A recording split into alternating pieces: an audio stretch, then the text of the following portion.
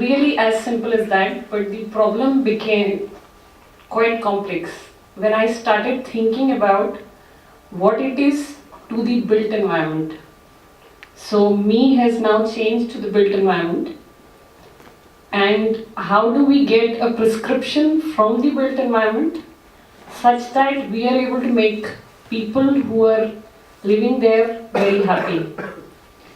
But this question also has other complications, such as what really happiness means, because each one of you might have another meaning for his or himself, or it might be understood as something which is, let's say, just for a day. It's like, in my understanding, it's talking about a state of mind, and it's not about a momentary feeling or an understanding that I am talking about. Because a momentary feeling, at this moment I might not feel extremely well, and I might not feel very happy, but it's about the overall understanding and overall how I manage to conduct my life and how comfortably I am able to conduct my life and enjoy it also.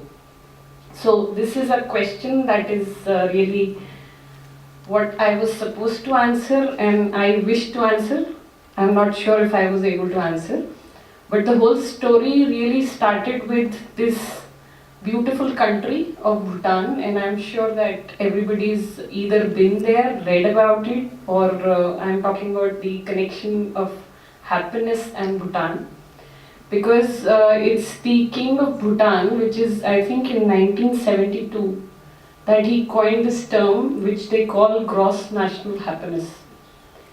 And they don't really weigh their development in terms of GDP, but they talk about GNH, which is gross national happiness, and that is where the whole idea of happiness has begun in the world, followed by which there are several indices which are being developed, and I'm sure you've come across also newspaper articles which talk about happiness index, which is probably the happiest country, and what can we really do about it. And there is one observation you might all have.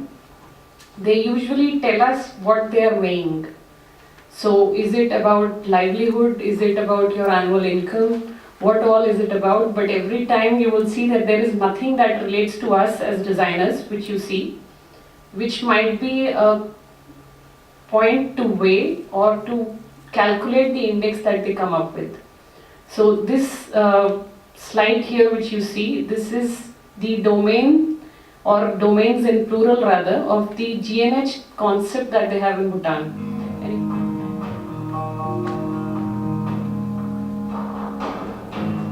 Cities today compete globally to attract businesses and thrive economically, and the built form has reached for greater heights.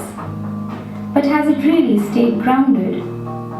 Cars dominate the city streets everywhere, and roads account for a large percentage of the total land. While the population has burgeoned, the infrastructure and housing supply has not kept pace. The environmental quality has degraded to the worst point in history, and the alarming risks facing the world today. Are our cities designed to make us happy? Architects and planners have for decades dwelled upon the need to create cities for greater human comfort. Jane Jacobs to bring into focus the human-centric design approach, and William H. White too talks about the social aspects of urban design. One of the pioneers of this human-centric design approach is Danish architect Jan Gehl. His research and practice look closely at human behavior and the use of public spaces.